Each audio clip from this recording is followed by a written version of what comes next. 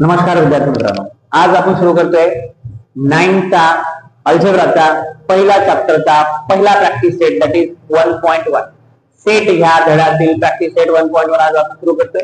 पहिला क्वेश्चन पहा, काय म्हणतोय, write the following sets in roster method. आपल्याला रोस्टर मेथड मध्ये लिहायचे। रोस्टर मेथड म्हणजे दुसरं तिसरं काही नसून आपल्याला ते लिस्टिंग मेथड मध्येच लिहायचे।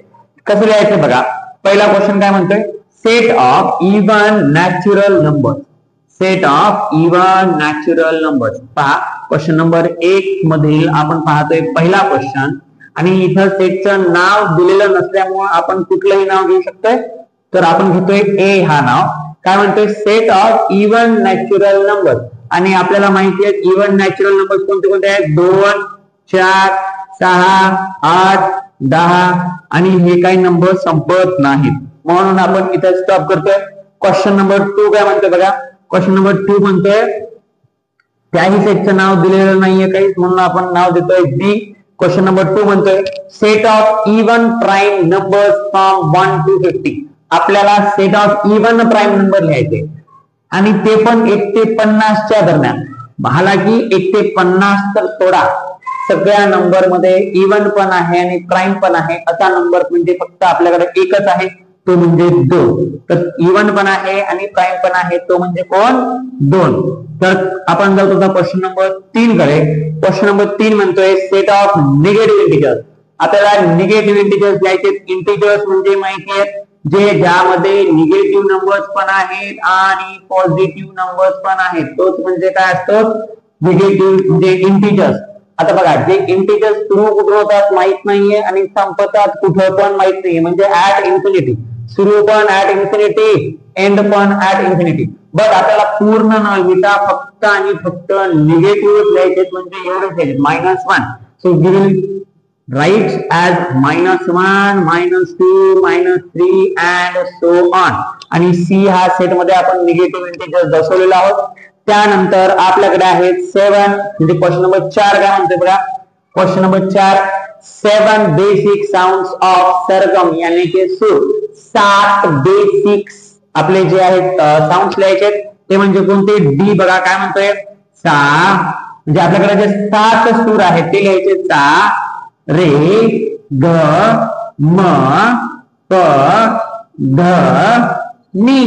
परत सा येणार नाही, कारण हेच आहेत, 1 2 3 4 5 6 आणि 7, हे आपल्याकडे जे आहेत 7 बेसिक साऊंडचे सूर आहेत।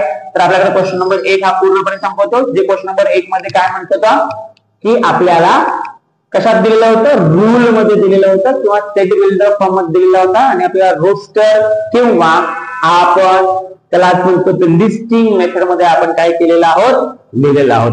तर आता आपण जाऊया क्वेश्चन नंबर 2 कडे, आणि क्वेश्चन नंबर 2 काय म्हणतोय आपण पाहू।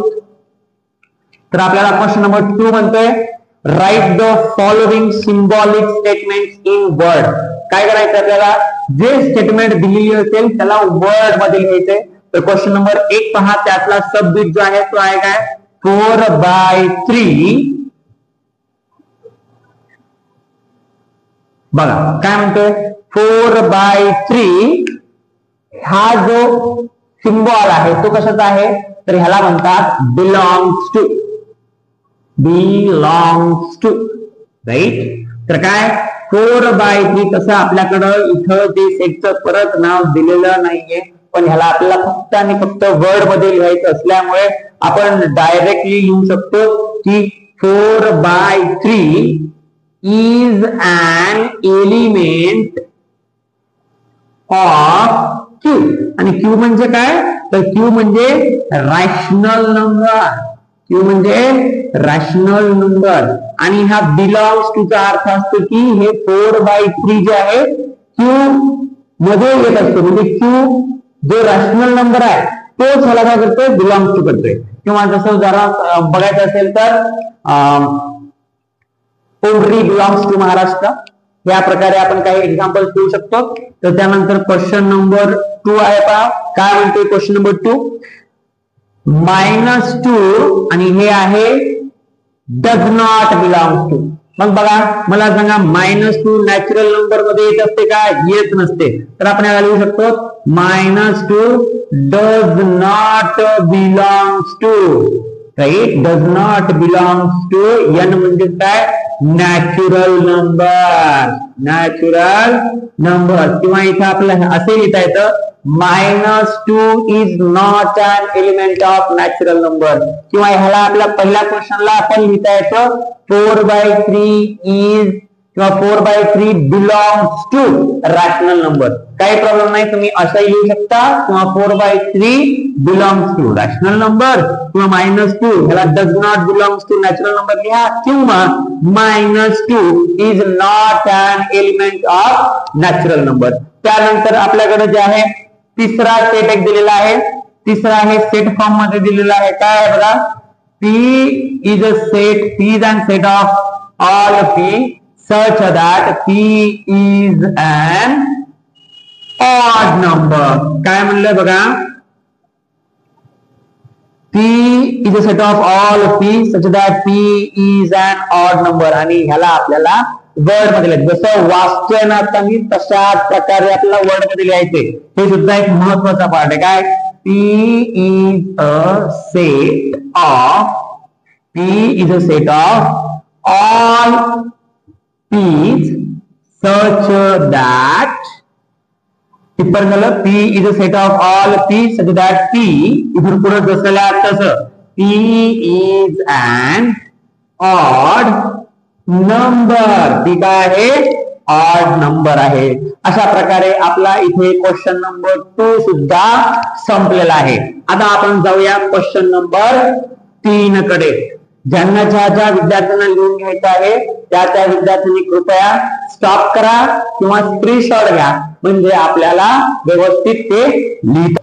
तर आता आपण जाऊया क्वेश्चन नंबर 3 कडे. Right any 2 sets by listing method and by rule method. तर आपल्याला 2 सेट्स लिहायचे जे की लिस्टिंग मेथड आणि रूल मेथड मध्ये लिहायचे. ठीक आहे. हा ओपन एंडेड क्वेश्चन आहे, म्हणजे आपल्या मनाने दोन्ही पण सेट्स लिहायचे, लिस्टिंग मध्ये पहिले आणि रूल मध्ये नंतर. चला तर मग लिहूया क्वेश्चन नंबर 1.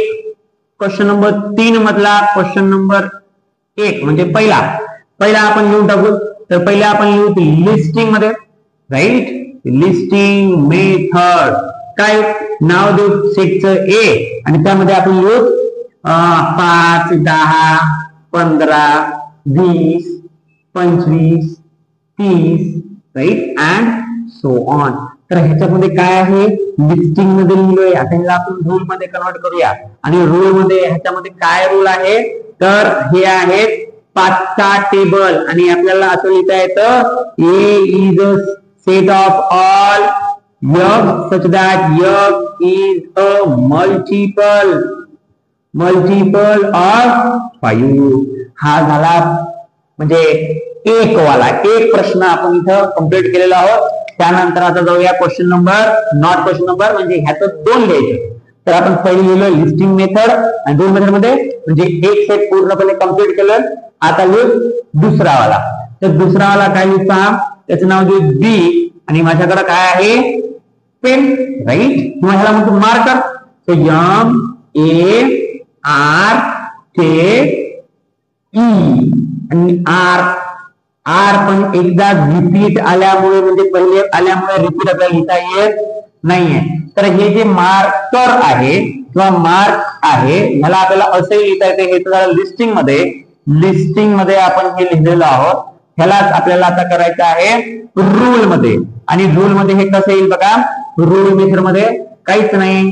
तर ह्याला आपल्याला असं लिहावं लागेल B is a set of all y such that y is letters in the word marker. वाटल्यास ह्याला आपल्याला कॅपिटल मध्ये जर आपण लिहिलो तर ते खूप छान होईल, अतिउत्तम होईल. तर कॅपिटल मध्ये लिहा विद्यार्थी मित्रांनो ही सगळ्या गोष्टी. इथे आपला क्वेश्चन नंबर जो 3 आहे तो सुद्धा इथे आपला संपलेला आहे. आता आपण जाऊया क्वेश्चन नंबर 4 कडे. क्वेश्चन नंबर 4 काय म्हणतोय पहा? Right the following sets using listing method. तर आपल्याला हे लिस्टिंग मेथड मध्ये लिहायचं आहे. तर पहिला प्रश्न आहे बघा लिस्टिंग मध्ये लिहायचं याचा अर्थ परत त्यांनी रूल मध्ये दिलेले असतील. तर रूल मध्ये काय आहे, all months in the Indian solar year, all months. तर बघा आपले मराठी महिने आपल्याला इथे लिहायचे, मराठी महिने जसे की चैत्र, वैशाख, ज्येष्ठ, आषाढ, हे जे 12 आपले मराठी महिने आहेत सर्वच्या सर्व आपल्याला इथे लिहायचे. त्यानंतर दुसरा बघा, दुसरा काय असेल, दुसरा बी हा सेट काय म्हणतोय, letters in the word complement, right. तर कॉम्प्लिमेंट ह्या वर्ड मधले आपल्याला लेटर्स लिहायचे. तर काय, COMPLE,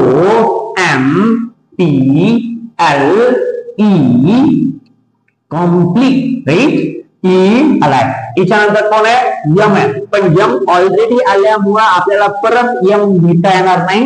तर हे असेल यम नका लिहू, परत ई ऑलरेडी आल्यामुळे ते लिहायची गरज नाही. मग त्यानंतर आपण डायरेक्ट लिहूया यन आणि शेवटी लिहूया T. So this is the answer of the question number 2. त्यानंतर आपण जाऊया तिसऱ्याकडं. तिसरा काय म्हणतोय, ए बी आणि सी. सी काय म्हणतोय बघा, set of human sensory organ. आपल्याकडं जे काही 5 सेन्सरी ऑर्गन्स आहेत त्याचं सेट लिहायचं. तर काय आहे ते, स्किन, टंग, नोज, त्यानंतर एअर, स्किन झाला, टंग झाला, नोज झाला, एअर झाला, उरला काय रे बाबा, आय, राईट. तर हे आपल्याकडे आहेत असे 5 आपल्याकडे सेन्सरी ऑर्गन्स आहेत, म्हणजे आपल्याकडे म्हणजे ह्युमन्स कडे.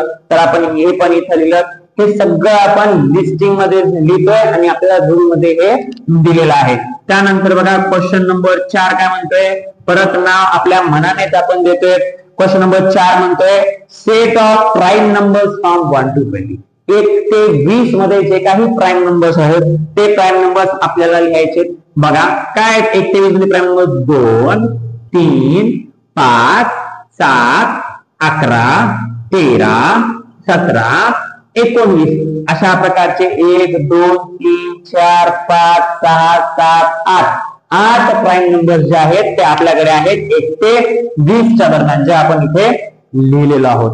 त्यानंतर आपल्याकडे शेवटचा जो आहे सेट आहे, जो आपल्याला कशात दिलाय, रूल मध्ये दिलेला आहे आणि आपल्याला तो लिस्टिंग मध्ये घ्यायचा आहे. तो काय म्हणतोय बघा, names of the continents of the world. म्हणजे जे काही 7 कंटिनेंट्स आपल्याकडे आहेत त्या कंटिनेंट्स नाव लिहायचे. तिथं America, Africa, Asia, Europe, South America, right. असे आपले जे 7 कंटिनेंट्स आहेत ते सगळे कंटिनेंट्स येतील. तर हे विद्यार्थी मित्रांनो इथे लिहून घ्या. तर क्वेश्चन नंबर आपला इथे जो आहे 4 इथे आपला संपलेला आहे. तर आता आपण जाऊया पुढच्या क्वेश्चन कडे, क्वेश्चन नंबर 5 कडे. क्वेश्चन नंबर 5 काय म्हणतोय बघा, तसे 7 जे काही कंटिनेंट्स आहेत काय आहेत, Asia, America, North America, South America, Africa, Antarctica, Europe, Australia, right. असे 7 जे काही खंड आहेत ते खंडाची आपल्याला नावे लिहायची होती. तर आता आपण 5व्या क्वेश्चन कडे जाऊ. 5वा क्वेश्चन काय म्हणतोय बघा, परत आपल्याला आता उलट यायचं. काय म्हणतोय, write the following sets using rule method.